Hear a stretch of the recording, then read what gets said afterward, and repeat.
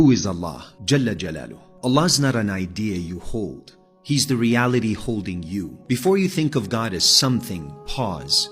Because everything already needs Him to exist. Allah is Al-Haq, the real. Everything else is borrowed reality. The Quran doesn't begin by telling you what Allah looks like. It begins by telling you who you're standing before. All praise belongs to Allah, Lord of the worlds. Not owner, not manager, Rabb, the one who nurtures, carries, grows, sustains, corrects, and never abandons. Allah is the one who knew you before you knew yourself, before your name, before your fears, before your sins, before even your excuses. Was I not your Lord, he asks? And your soul answered, Bala, yes, indeed. Before your tongue ever learned language, that yes is still echoing inside you. That's why your heart is restless. Allah is not far.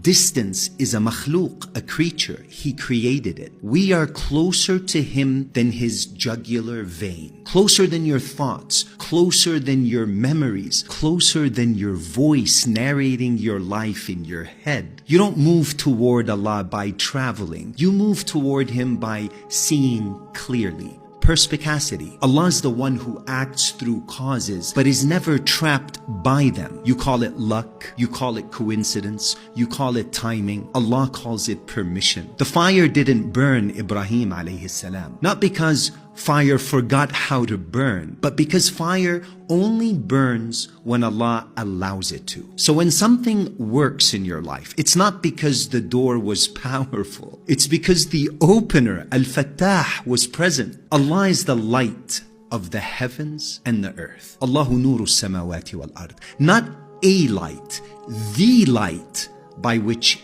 anything and everything is seen. Allah is Ar-Rahman, mercy before you deserve it, and Ar-Rahim, mercy after you mess it up. The Prophet ﷺ said, Allah's mercy outweighs His anger. Read that slowly. Not equals, outweighs. You think Allah's watching to punish you? Allah's watching you to return you to Him. Even your guilt is a form of guidance. Allah's not intimidated by your doubts. He created your intellect. Not offended by your questions, because He placed curiosity in you. Not shocked by your sins. He already knew the version of you that would fall and still created you. Why? Because Allah subhanahu wa ta'ala is not building perfect people. He's revealing who He is. Forgiver, restorer, guide. If you never fell, you would never know His name, Al-Ghafur. Allah is the one who answers before you ask. You say,